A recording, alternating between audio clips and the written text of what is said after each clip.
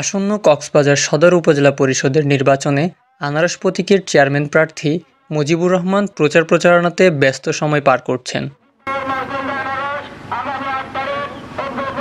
সোমবার তিনি কক্সবাজার পৌরসভার ৫ ও ৬ নং ওয়ার্ডের চৌধুরীপাড়া SM পাড়া বিজিবি ক্যাম্পে প্রচার প্রচারণা চালান।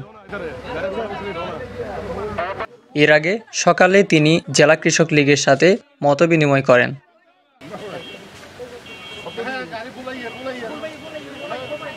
এ সময় মুজিবুর রহমান বলেন, কে কাকে সমর্থন দিয়েছে সেটি দেখার বিষয় নয়।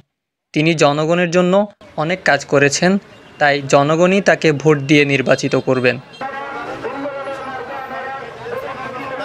মানুষের মনের ভিতরে রয়ে গেছে কে কারে ভোট দেবে, কারণ কার সাথে কে সম্পৃক্ততা আছে, কাকে সমর্থন দিচ্ছে, এটা আমার বিষয় না। আমি সারা জীবন সামনে চলতে আসছি, সামনে চলে যাব।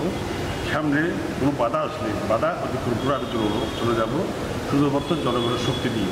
আল্লাহ আমাকে সেই শক্তি দিয়েছে, সেই সহায়তা দেওয়ার সুযোগ হয়েছে আমার।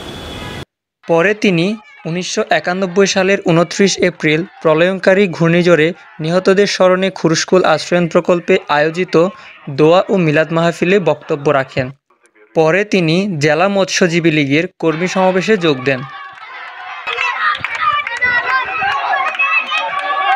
আগামী ৮ মে ৫টি ইউনিয়ন ও একটি পৌরসভা নিয়ে গঠিত কক্সবাজার সদর উপজেলা পরিষদের নির্বাচনে ভোট গ্রহণ অনুষ্ঠিত হবে। এতে ৮২টি ভোট কেন্দ্রে মোট ২,২২,৯৯৬ জন ভোটার রয়েছে। এর মধ্যে পুরুষ ভোটার ১,১৯,২৯৪ জন, মহিলা ভোটার ১,০৩,৭০২ জন। নিউজ ডেস্ক, প্রবাল নিউজ।